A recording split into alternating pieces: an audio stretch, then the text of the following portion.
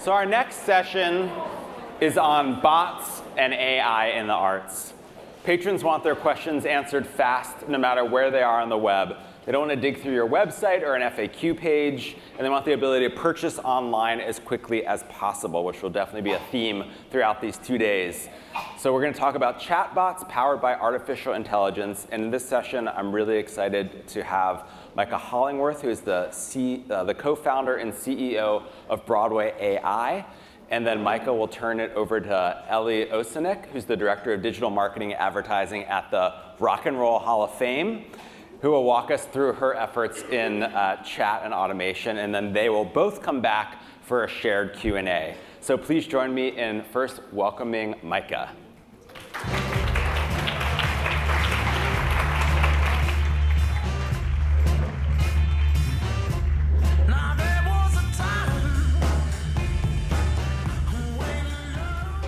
Good morning. My name is Micah. I'm a first-timer, referenced before. Thrilled to be here with you guys today. Thank you very much. For those of you who were here last year, you got the chance to see Seth Godin speak as your keynote. I'm sure, like many of you, I also follow his blog, and in prepping for today's talk, he had a recent posting that really it struck me, and I thought was really appropriate for this room. So he said there are countless companies vying to sell products that own the customer relationship. Perhaps 90% of the profit that those companies make from the sale are not the ones that actually make the product, right? That's because they make the thing, they don't do the work. The hard part is earning the attention and the trust. The hard part is helping someone make the choice. Either you're doing the hard part or you're left out of the transaction. So this is a room full of people who are focused on the hard part, right? And you're doing that in really challenging circumstances, right? Trends in technology are changing at a breakneck pace. Resources, money and staff are stretched super thin, and your internal priorities change, sometimes on a dime, right? So how do you cope, right? Like, oh my God, what is TikTok? How do I have to be on this? What is that, right? How do I even do that? Okay, so I'm here today to talk about AI-powered chat and voice tools that can help with that hard part, okay?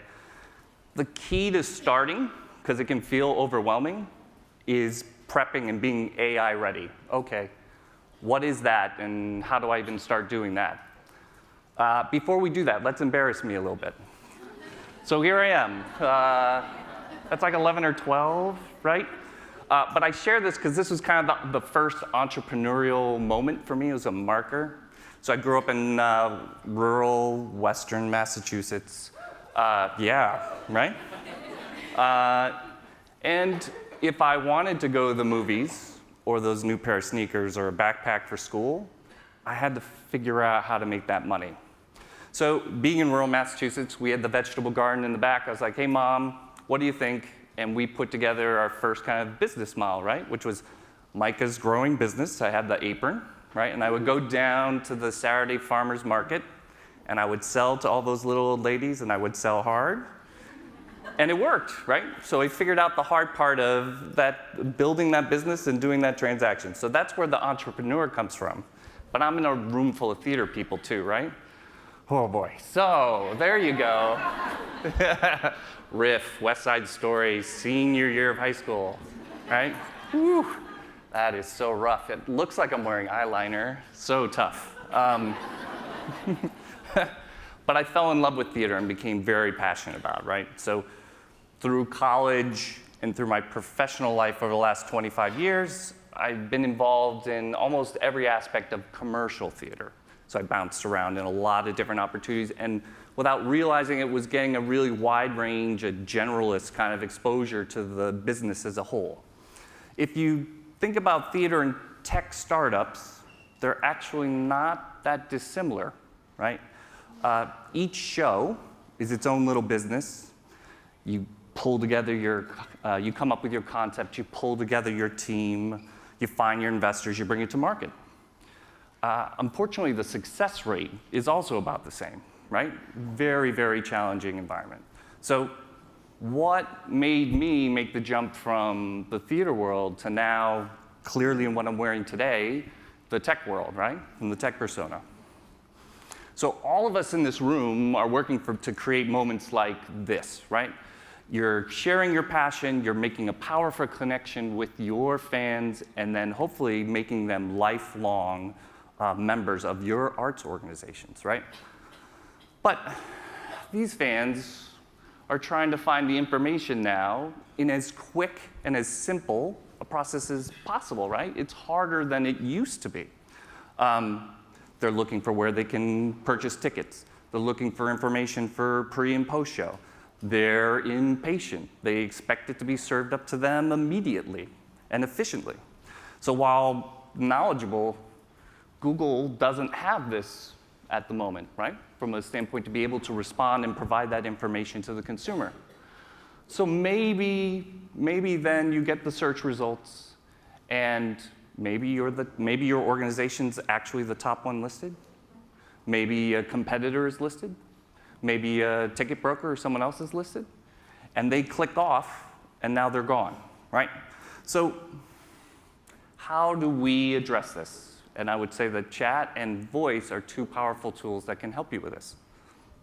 So the other challenge is you have an endless array of channels for these patrons to get in touch with you, right? It's not just web search. Pick a platform. Half of these are no longer here. TikTok's not even up there. Goodness, okay, how do I address that? 5 years ago, the buzzword would be omni-channel. And although I'm from the tech world, I'm not a subscriber to the buzzword thing, right? I would say more currently now, what you'll hear is multi-channel. We're taking a multi-channel approach, right? Because you're trying to figure out a scalable, consistent approach for a way a patron can get information from you, the way a patron can ask you for assistance, right? For the omni-channel approach, really to date, only the largest companies with significant resources are able to actually make this work, right? So how does a smaller arts organization take advantage of this opportunity? Rather than focusing on the channel, right, we focus on the data. So what's the information that you have available? What are they searching for? You see the doors are opening. Where can I find parking? What are the prices for your tickets? First and foremost, to make any of this workable at scale, it has to be structured data. So we pull information from API feeds, right? So the easiest way, like structured data, the most readily available example is your ticketing system, right? But also from your website, depending upon who built your website, they may have API hooks that you can pull into, right? Or, frankly, it could be that intern with a Google spreadsheet. Google Sheets are pretty powerful. And if you have somebody sit down and amass that information and make it structured and available, we then put it into an answer engine. So then you've got to classify it. You have to make it able to have multiple points of inquiry, pull out the right information. But once you have that, your ability to work in some of these channels and to see what fans are looking for and to be able to communicate with them appropriately in that channel is available to you. So we contextualize the data. So you see here examples of how we're organizing it, right? By creating what we call response IDs, right? Now that that's structured, natural language processing or classification can happen, and AI can be used to interpret what the question is coming in from the fan, acknowledge what channel it's coming in from in the event that the channel has an influence over what you want to provide back, and then respond with the proper response. So visually put, here's the data, right? From a standpoint of a simple back and forth chat with the fan. And you can see it's very user-friendly. You have the links built into the conversational text, so if they tap on that, it will open up It keeps them where they are on their phone, which is where they want to be, right? But really, in the background, it's all that. But you don't have to deal with that because it's been structured and you're able to access it. So once you have it set up in that way, then you start to think about where am I going to use it? How am I going to, what kind of, let's say, modules I could use it in for the opportunities, right? So straight up Q&A. This allows you to answer any kind of questions coming in from the fan and frankly see what they're looking for, right? You may anticipate that they have a need or they're going to be looking for certain subsets of information. One, in fact, they're actually looking for something over here. And because you're able to see those questions, you're now able to build responses and to respond in real time. Commerce, right? Just straight up, hey, you're here at the show tonight. Would you like to, here's an offer for access to the VIP lounge. Here's an offer for a special champagne toast with your loved one. And then here, post-event, right, the opportunity to re-engage with them as they're leaving. You want it, the moment is still fresh in their mind. They've just shared that experience with you and with your staff. What did you like about it? What were the things that you're looking for that could improve the experience? We want your feedback. We are welcoming you here. We want to keep you here, and we need to hear from you. So the easiest way to describe it when people say to me, well, what do you, okay, that was a lot of data talk. That's great. What are we really talking about here? We're talking about moving the analog to the digital. And essentially that very best box office representative or customer service representative that you have, making he or she available anywhere online where you've got fans contacting you, right? So that your voice is the one they're hearing directly from you, and you're getting that information.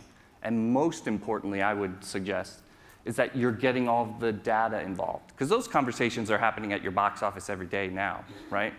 And you may get some anecdotal data from your box office staff, like, hey, how was walk-up today? Or, hey, what are people looking for? Well, now, in fact, you have that in data that's actionable to you.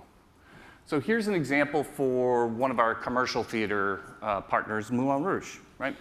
So I'm sure you, just as commercial theater, has a tremendous focus on building really robust, attractive websites and then spending a significant amount of their money to drive traffic to said website to get that information, right? For us, there's an opportunity here for you to get even more information once they're there on the website. So you see down here, there's a little chat button, and chat's kind of appearing everywhere now in one way, shape, or form, but for the most part, it's either live support or it's pretty simple applications. Because of what we've done with your data and because it's structured, ours can be a little bit more complicated. So here's an example. The chat will either auto-open or the fan will go in and use it. You see immediately, it's like, all right, great, I control this front door. So I'm leading with buy tickets or show information or continue into Facebook Messenger. You can click there and it'll immediately drop you into Messenger.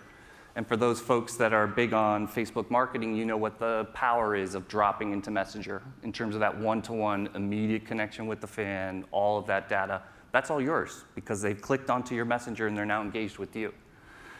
So some pretty basic information's available right here, but we can be more sophisticated. But you see them asking like, when do door opens? When does the door open, excuse me? When's the box office open? Can I hear the music?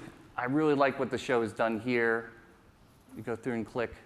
For them, they've created a separate landing page where now they themselves are getting the additional data point of here's all the places where you can hear our music, right, or purchase it, and now they're able to monitor and track that customer behavior, their fan behavior, to know, oh, I should be prioritizing Spotify over Amazon Music, for example.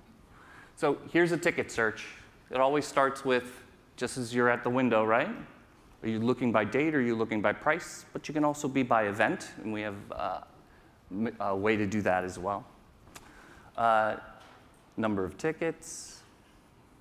Again, you get to control your front door here. So you'll see we're not listing prices, we're using terminology because that means that you can change it in the background without any impact to your operations. Again, it's continually thinking about scale. How do I make it scalable because I don't have staff resources to devote to this, to be constantly monitoring and updating my chat operations. That's the last thing I can do. So you see here, I looked. Actually, the tickets weren't available for the date I looked, but they were for the 30th. Do you want those? Sure. I clicked here. This is all API driven.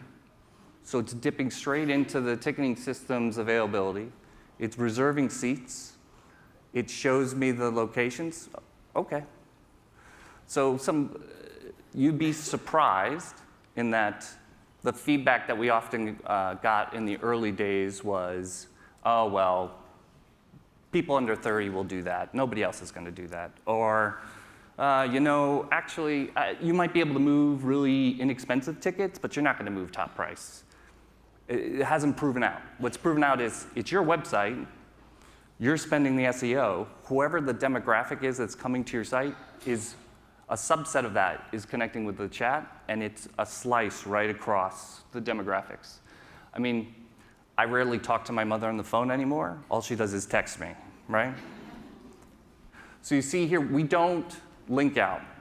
I don't want you going anywhere. I want to keep you right here. So iFrame opens up. We're capturing the credit card information. Please don't screen grab that, because that's actually my credit card. I'm doing a real live purchase for you, because Ticketmaster doesn't have a test environment.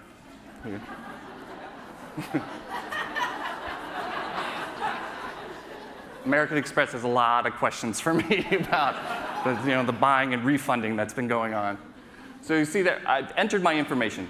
We're working on Apple Pay, PayPal, and Amazon Pay integrations, because again, you want to get it to just one click and be done. But after I enter my information, I'm done.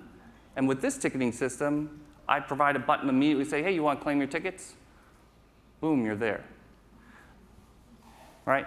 So in a less than 2.5-minute period of time, consumers are able to search for, quickly surface tickets, and have them purchase. The value I would suggest to the organization is all the data that's happening with all those searches. Because you can drop somebody on a website with a seating chart, and they can hover around and move around, and maybe you're getting analytics about what they're looking at. But in this case, it's very specific. You know exactly what date or what price point they've been looking at, and you can get conversion rates down to those individual categories. So I was told repeatedly that this is a data-focused group. So give you a little hint of the back end, the data that's there. So Satisfy Labs is our sister company. We're related. They're the ones that are powering our tech as we do the product work with them. The CEO of that company, Don White, is a huge Minnesota Vikings fan and mandated that if we're going to show something, it's got to be Vikings data because he's very, very proud. So you see here, the visualization's pretty straightforward and really simple, right? Breakdown. And then you're able to just click on the pie chart like, oh, OK. Let me drill down another level and see. So people are looking at premium seats. What were they looking at? They're looking at suites mostly, right? You can break down the categories.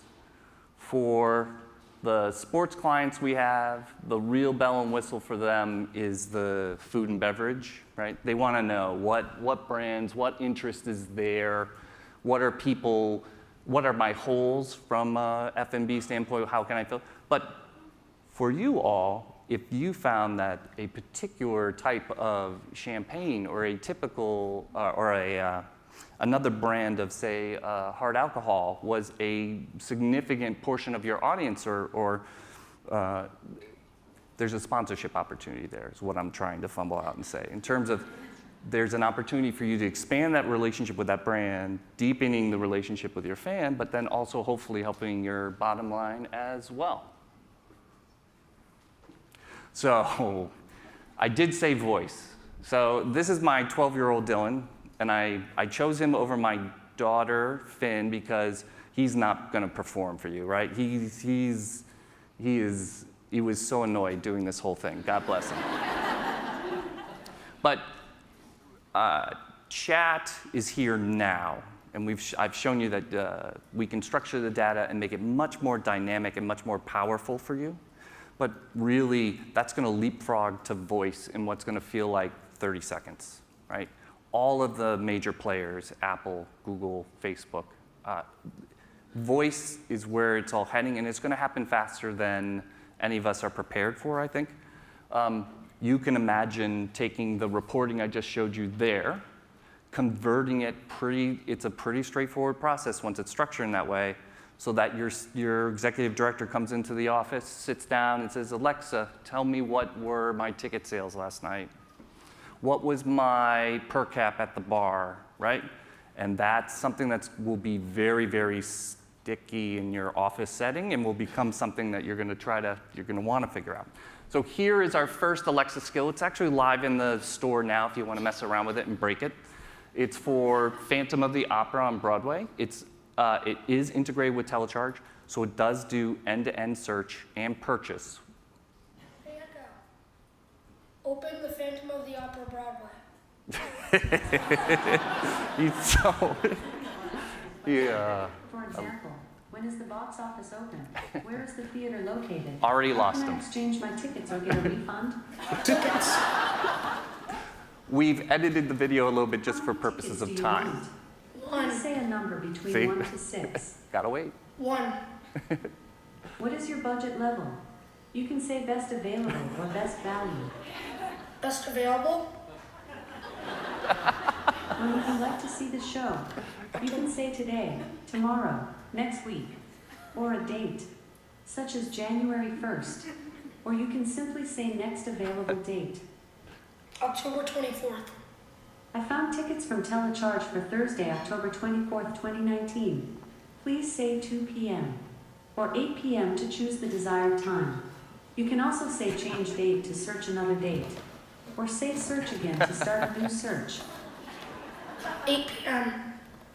Your order for one ticket, Center Orchestra, row K, seats K:103 to 103 for Phantom, at Majestic Theater, on Thursday, October 24th, 2019 at 8 p.m., has been successfully reserved. The total cost is $165.25. Once payment is complete, you will receive your tickets by email. Please say checkout and I will validate your Amazon Pay account. Your tickets will be held for approximately 7 minutes for you to complete the purchase. Check out.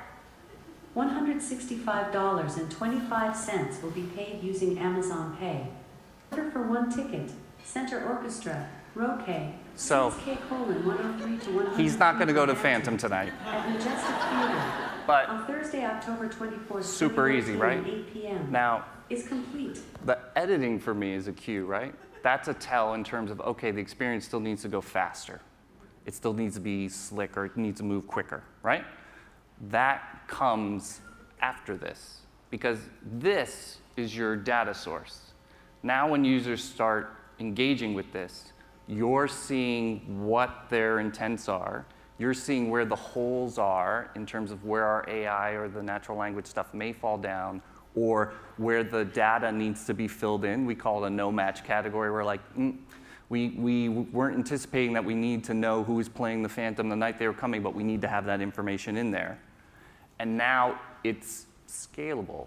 What's interesting, or what's compelling to me in the Amazon and in the Google Home world is I think we need to think about it in the near term as another channel, and another channel that could be as big as, say, email was 10 years ago, 15 years ago, right? Because there's a functionality to this that we're adding that we call lovingly in the office, let me know, right? Where it's like, I look for tickets and I don't buy, and we say, okay, that's great. Would you like me to let you know when that price is available, or would you like me to check back in with you in a little while to see if you want to purchase? They respond yes. You're now building a completely new channel for you to engage with. And from the standpoint of removing friction and ease for the consumer, I come home, my Alexa or my Google device is lit up. It's telling me I have a notification. I ask it, oh, hey, Google, what's my notifications? Those tickets from Phantom for next Friday are now $79. Would you be interested in purchasing? Or for the markets that are here, for the commercial theaters, or for someone that has a new exhibition coming in, would you like me to tell you when tickets are available for sale for this that's coming to town, or when the subscription is up? Or as simple as, would you like to renew your subscription, yes or no? So there's a lot of opportunity here. So don't get overwhelmed by it, right? It's, you want to start small, and you want it to be manageable, right? Some easy ways to start here. You got a Days of Event FAQ tool or subscriber help via chat, right? Because you have people calling you 24/7 with subscriber questions, and you can probably pretty quickly knock the first 50 questions out of the box. And maybe they still need to get through and talk to a live person in order to get their answer, but you've already satisfied some of their immediate questions, and you're able to better prioritize what your team's time is focused on because you've removed the easy stuff already. And then, of course, a simpler ticket purchase and quick tickets sales flow. I do not suggest to anyone in this room that this will become your primary path to selling tickets, but it's another channel, and it's a data-rich channel that provides a really unique opportunity, I would say, for you. And experiment. Don't make too many assumptions to start. Actually let the data drive the decision-making process so that you build out to what your consumers will want, in particular by channel. Because behavior across channel is going to be different. What I'm looking for on your website is going to be different than what I'm looking for if I'm communicating to you in Facebook. So with that, thank you very much. I'm going to turn it over now to my esteemed partner, Ellie.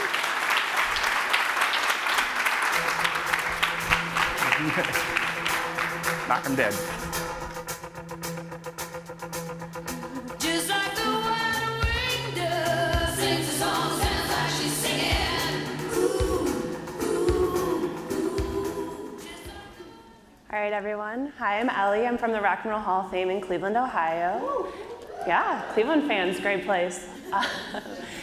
I wanted to first say thank you to Eric and Capacity Interactive for having me here. This is a huge honor to talk to you about something that I've been really hands-on in the last 18 months with, our own chat experimentations, because that's really what they are, is one big experiment with how to connect with your customers. So I used the great Prince song, How Come You Don't Call Me Anymore, to introduce this, because we're not calling, we're chatting. And before I play the next slide, which is a video, I wanted to give a little reference. So Eric and I first connected after I was featured as a case study about the Facebook Messenger integration and chat through HubSpot. And I don't know how many people are familiar with HubSpot in here, but it is our main marketing CRM. It's how we send our emails, use workflow automation, and now how we manage our chat. And in this case study in 2017, I was actually sitting in a room very similar to this at one of their conferences, and I was listening to this whole idea of automating Facebook chat, and I was very intrigued. And after the presentation, which featured lots of fun GIFs and lots of fun customer interactions, I signed up to be part of the beta testing, and with that was given my own little key to a portal and said, hey, go for it, build a chat, see what happens.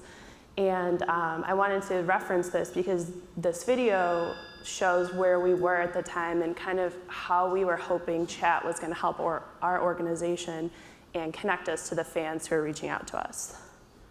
So I'll jump in. Do you guys have the sound?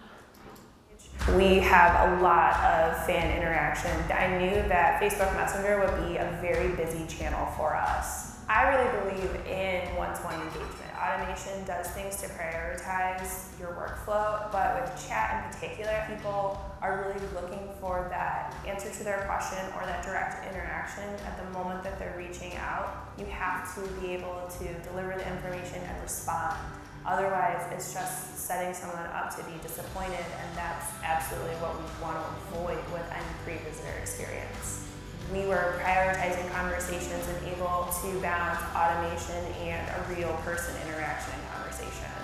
What we found was that there was a lot of common visitor-facing questions, and we built the first menu to get their answers as they needed them as fast as possible. The fan questions that come in, a lot of them are about the people in the Hall of Fame. You can tell that these people are really passionate about these artists. The Rock Hall just wants to give these fans a voice. That's why we do what we do and why this organization exists, and we just want everyone to feel like they're part of the conversation with us.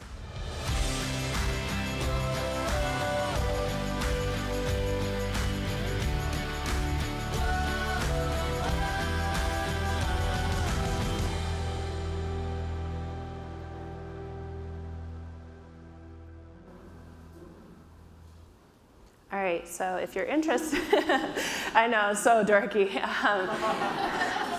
Fully leaning into it. That's where our case study is. It has a lot more about the statistics of opening the chat and then a lot about actually the conversion of ticket sales versus our website conversion, which was initially where we were really focused on, is helping people buy tickets online faster and more seamlessly. Probably like many of your organizations, the majority of our ticket sales are still happening on site at the box office, person to person, but in hoping that we're moving that in the other direction, that people are pre-purchasing, able to purchase online. We're doing things like this to see if the chat can help with that. A lot of what Micah was talking about too, which is definitely what I've been studying for the last year. But in this whole experiment, there's two kinds of conversations that came out with chat that I think are really important to talk about and kind of hear me out as to why your organization, you're like us probably, we have a lot of global attention, but we're a very small team. A lot of times it's me in there, so if you do want to chat later, I'll probably answer it in my hotel room later tonight.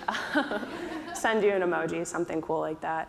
But I didn't want to do something that we couldn't meet the expectation of the fans, because all of us in the entertainment, the arts and culture industry, we are blessed with fans who have passion about what we put forth and the shows and the exhibits, and that kind of passion has to be met with the right expectation and conversation, and that has probably been the biggest thing that has been driving the overall chat for us and wanting us to improve and do more to meet those expectations.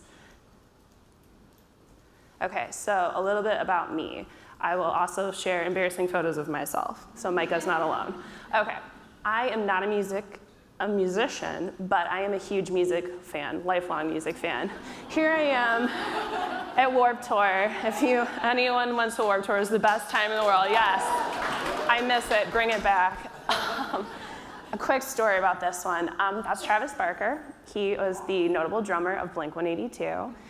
Fun fact, they are newly eligible for the Rock and Roll Hall of Fame, which is horrifying thinking about that. Now I'm old enough that artists I went to are eligible, but it's awesome. Hope, I have no pull over any of this, but I hope I see them there sometime. We jumped a gate, we ran and got a picture with him. It was like a lifelong high for me to be able to be with an artist and just even have 2 seconds of conversation. I don't know if I could ever top that. And then I started working at the Rock and Roll Hall of Fame. And this was me in 2017 at the induction ceremony. I use this because I was still diligently working instead of partying to Pearl Jam closing down the show. But in that experience, it's just such a huge honor to be able to bring your fans who are not in the arena, not able to be there in person, lifelong Pearl Jam fans, just through my cell phone and tweeting out videos of Eddie Vedder swinging around and throwing a wine bottle, which thankfully did not hit me, thank God. But that's what I do, and that's why I love being at the Rock and Roll Hall of Fame. I engage with fans across the globe, and I give them the content that they want, and we talk about their favorite musical artists. We talk about all kinds of cool things, their memories, how their families have been raised on music. Really intergenerational, and I know that in your organizations too, there are so many threads that are continually picked up by different levels of family, and there's always like that special connection. And when you scale and you're talking to so many people on a big level, how do you manage to go into a really popular Facebook thread and answer everyone and give everyone a little bit of attention because they've put forth their attention and their engagement for you? It's very challenging, very challenging. I'm sure most of you are like me, sitting on the couch or eating lunch at your desk, if you're in social media in your organization with your phone open, trying to at least like or share a quick comment. And that's, again, where the automation doesn't take over the human touch. It just allows you to take a step back and understand and prioritize which conversations are happening on which channels, which is very important. And the intersection of engagement and customer service is now happening in all these digital channels. People are having conversations on every platform, and that has to be part of your engagement strategy, because it's not enough for me anymore to just take a really cool video and put it out there and have fans comment about it. They now want to connect with our organization and brand and hear more about why this band, why this artist, what's up with this ballot, how did you put this exhibit together? And that's where it gets challenging, not wanting to just have that copy-paste sort of routine system that's what you can manage in a small team. Okay, so one more video for you guys. Rock and Roll Hall of Fame. I hope some of you visit us there. If not, you have an open invitation. Just let me know when you're in Cleveland. We're a very young organization. We're only 25 years old in 2020. So for us, we're really figuring out who we are and what we want to be for our audiences. And we definitely started with a more typical museum experience, and we've transformed into a much more live music and interactive based organization. I can definitely guarantee that we're probably the loudest museum you'll ever step into, as it should be. But just play this really quick for you, just give you a sense of what we're all about right now.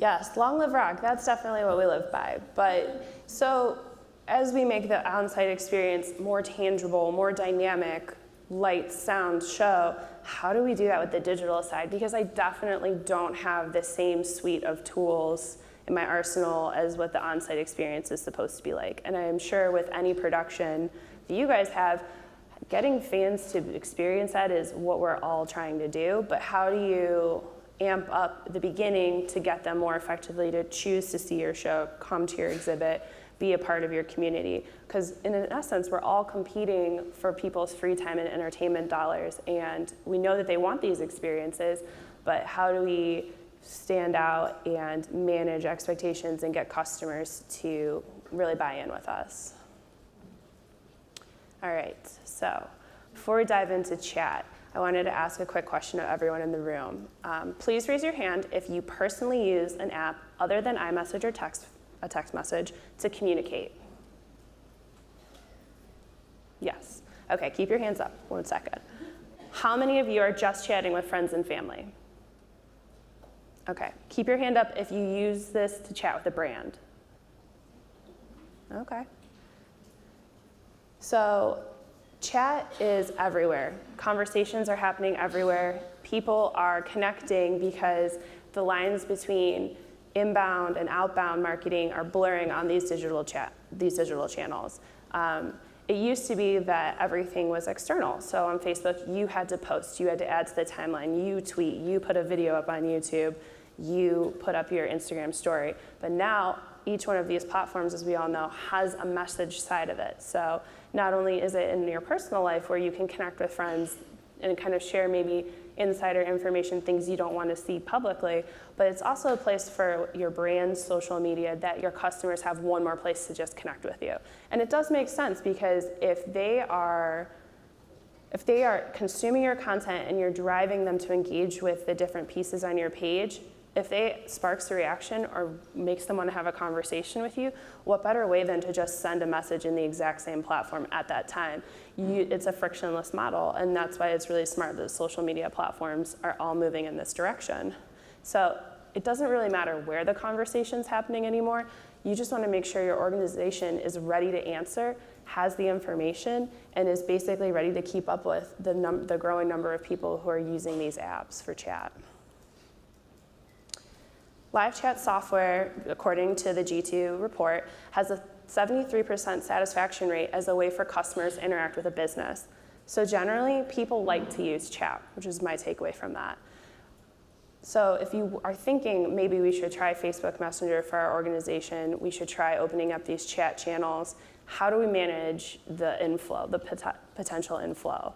Because you don't want to just add another channel that becomes somewhere extra to monitor conversation and some more thing that someone has to open, like a shared email or a form response collection or SurveyMonkey, all these different places where people are telling us very valuable things and expecting an answer in return, but we always can't keep up with it. So the expectations. Inside your organization, once you open up chat, there's an expectation, and there's also a public-facing one. And I'm definitely guilty as thinking that when you have chat, it should be open 24/7.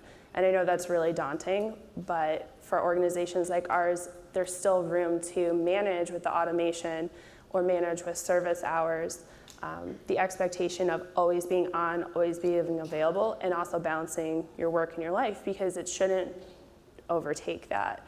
And a great example is if any of you go to the Capacity Interactive website and look at Behavior Infuser, they, on their helpful chat widget tool, which is powered by the great staff, they have the hours available. So someone is staffed and working through those hours.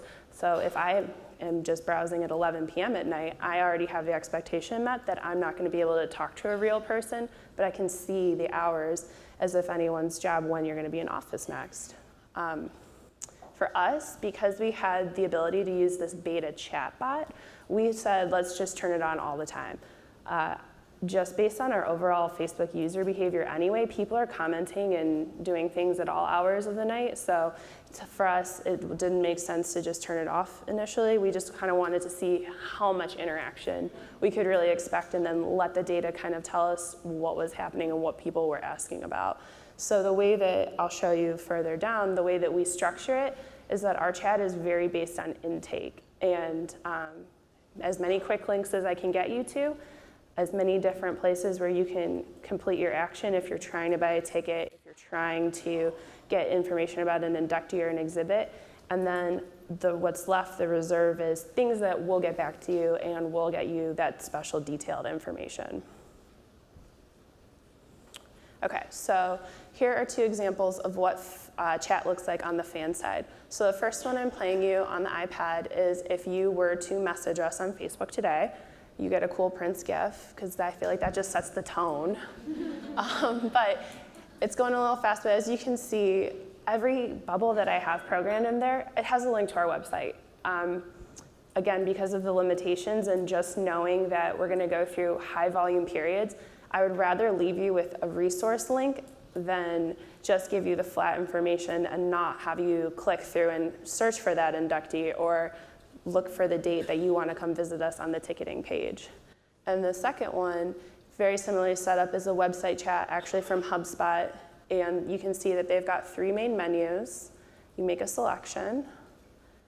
Again, they're kind of giving you a 2-point experience where I told them I had technical problems. They said, here's our help center, or here's a way to schedule a chat with someone that can work with you, so that someone on the customer service team will get an internal notification ping that would say, hey, this customer is having this issue, you need to reach out to them. And at least by setting up those expectations ahead of time, you're sort of building the goodwill into conversation. I will be completely honest, I made the mistake when we first launched our chat. I made the bot sound like it was a person. And after 3 weeks of people engaging with the bot and expecting me actually to have my phone open all the time waiting for them is very frustrating. All of the data came back and said, oh, I hate chatbots. You should just say you're not a person. So I took that to heart. And if I didn't have that experience, I would not have known that if you're not really willing to have someone sit on the computer all day and wait for that kind of stuff, you should not advertise like you're going to. That is a rookie mistake. So this is an extreme example of like the biggest production, the biggest stage show, everything that we strive for in our organizations, what we're trying to build. And I know this is crazy, but this is what I want the digital experience to feel like too. And I cannot do this alone. I don't think anyone can. But when I started thinking about our chatbot, a familiar, I think, character to all of us came to mind, and this is really the ethos that we've tried to build into our chat today. That is our roadie. The chat is here to make us look great. Stage managers, roadies, they're the unsung heroes behind the scenes. They are doing all the heavy lifting, and they are basically prepping you to walk out on stage and be the best that you are. And that's how I started thinking about our chatbot.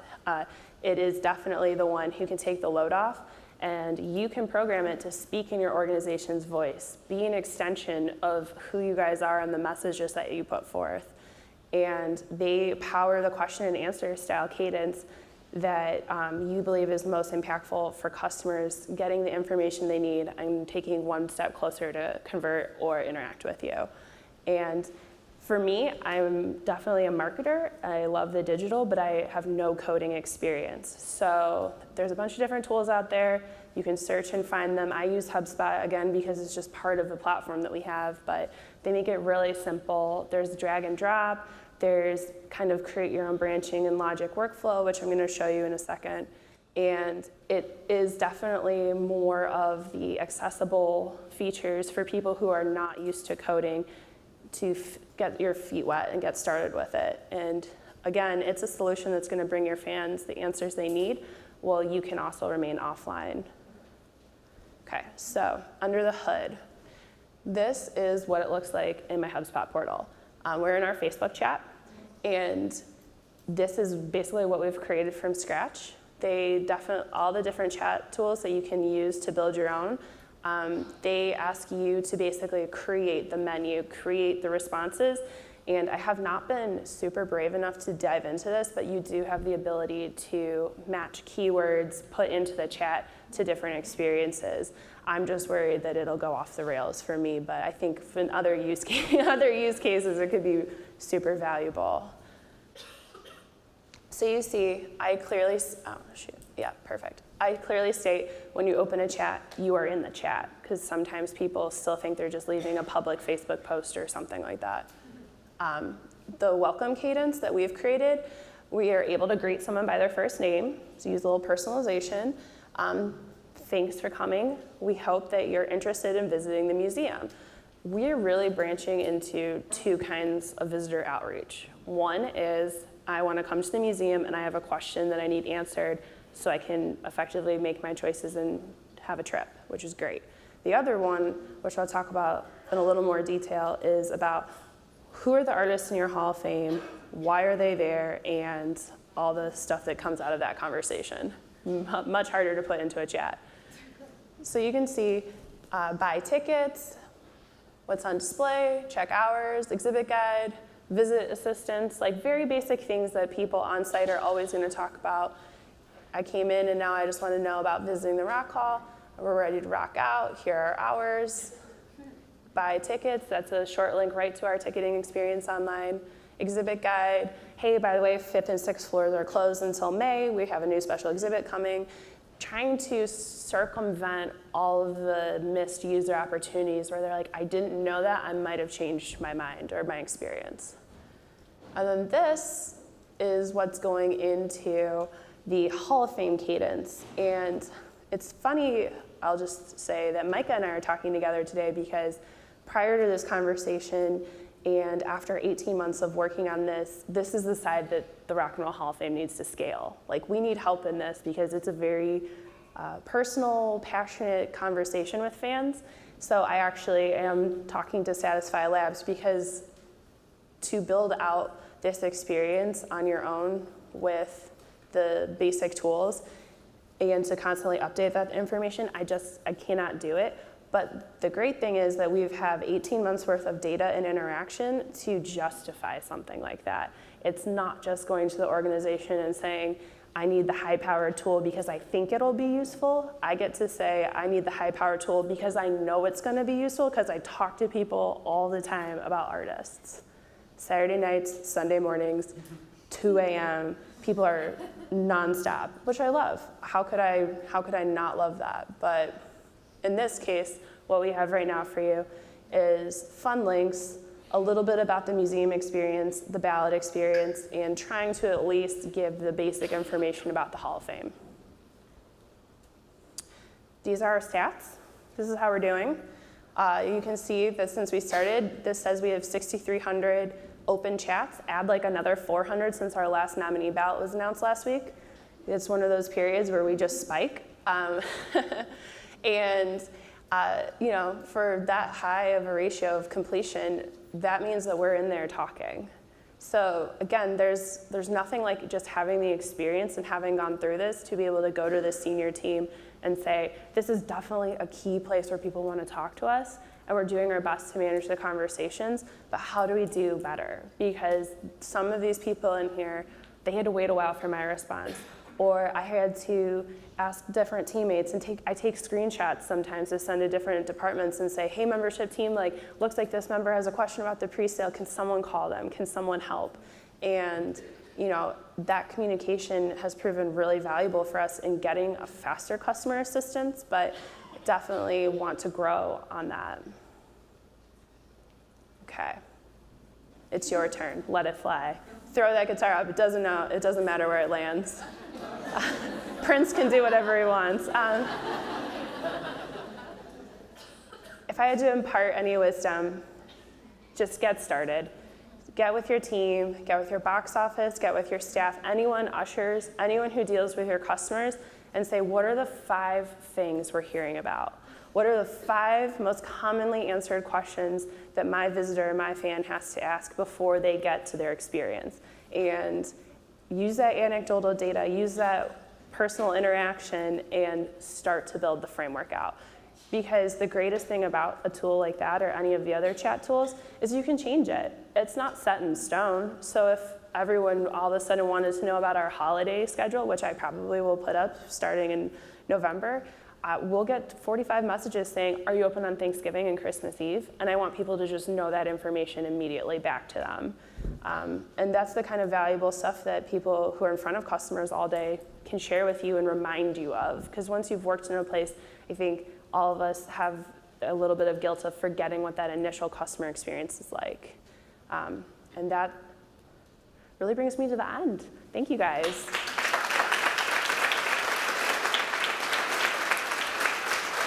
I'm gonna welcome Micah back up. Yeah, let's answer some questions.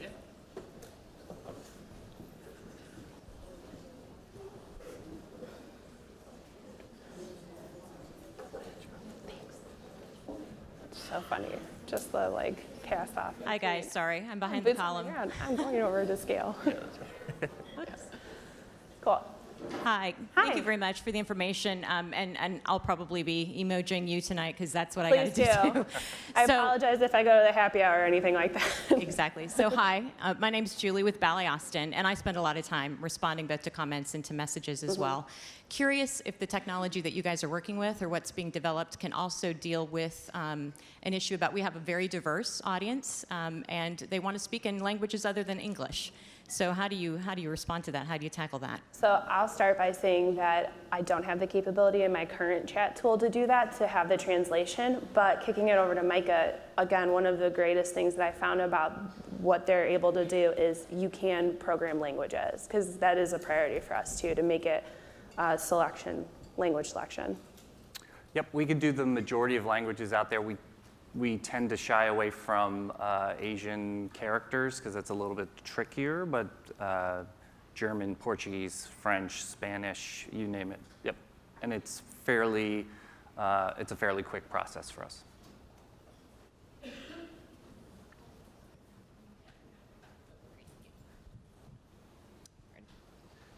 Hi, I'm Morgan Bosher from Signature Theater. Hi. And thank you both for your presentation. I'm very curious about this technology, but I'm curious to know how it affects workflow. Is it something on top of what you do, or does it help workflow? Does it reduce kind of customer interaction or streamline it in a certain way, or does it kind of add more? Yeah, so it definitely, I already have a lot of interaction going on anyway, so that I'm always in a constant cadence of checking a couple key different browser tabs, basically. But I will say that this does streamline the majority of really quick things that I could get there and answer. But if they're kind of self-selecting into their own answer, then I'm more prioritized with some of the deeper tissue conversations, which is great. Yeah, on our end, very light touch for our partners. We will even provide you with live support if that's a priority for your organization. And we give you ongoing reporting, typically on a weekly basis, and provide you with overviews from what we're seeing from other clients, and also trying to help you fill in those no match categories where clearly fans are asking for something that we didn't anticipate, and we need to have that response ready for them. Thank you. Yeah.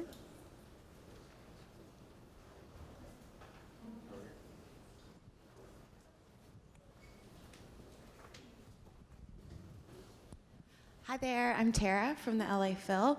I'm wondering, what is your thought on the collaboration between audience services and the marketing team for things like this? I would think I would give this and empower my audience services somehow to utilize and work with these tools. I'd be nervous to do it myself, or just within the marketing team only.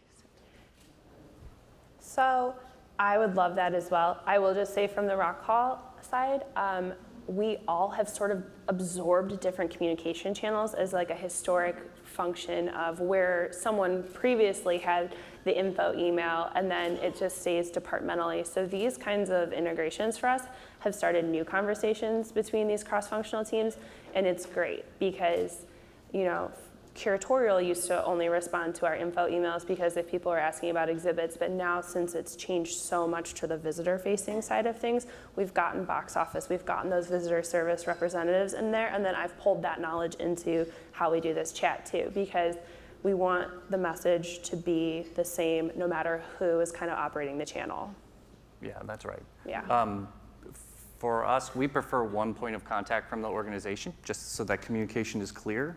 But once we understand what your priorities are, we can bucket the data, right? So from the one example from Moulin Rouge there, you saw there were two different kind of doorways in getting more show information versus just straight up tickets. So the marketing team could be provided the reporting on what was going on from the ticketing funnel, and then your support team can get all the information about, well, what information are they searching for about the venue or about our upcoming events, or about customer service issues before, during, or after the show, that kind of thing. Hi, this is Eric from the Kimmel Center. Thanks so much for your sharing. I had two questions. One is that, do you find that it seems like it's a best available seat selection, and is that sufficient?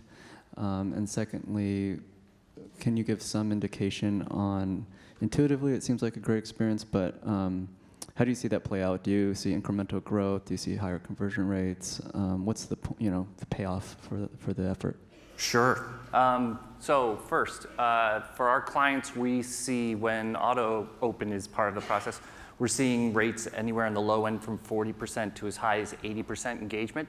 So that means they see it and the fan is drawn to it, and it takes at least one action and engages with you. So that's a win there. From a straight up ticket sales standpoint, our average ticket price that we've seen blended across all clients is 20% at a minimum higher than what they're reporting in their weekly numbers. So the consumer base that's there is like, great, this is super easy, I'm willing to spend a little bit more money, right? Makes sense, because if I'm looking for a lower price, I'm probably a bargain shopper and I'm gonna check multiple places or have a discount site that I'm gonna go to. Why send them there? Keep them here, convert them at a higher rate. In terms of how much of the sale is incremental, right? In terms of measuring like how more successful am I? Because we can provide you with conversion rates specific to the funnel, but am I converting people that if they went somewhere else, they wouldn't convert? For us, the measurement we use is new to file. So with one platform, I'll say Telecharge, their average new to file blended across all clients is around 25 to 30%. For us, our clients are averaging between 30, and we have one client that's averaging as high as 83% new to file. And to us, that new to file number means great.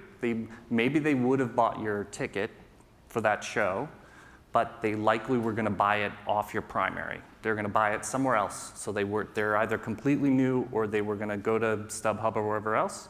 You've converted them on the primary, and now because they're converted on the primary, all that data is flowing into your primary ticketing provider, which presumably you have a relationship with to get that data. So you've just added it to your bucket so that you've got better data, hopefully.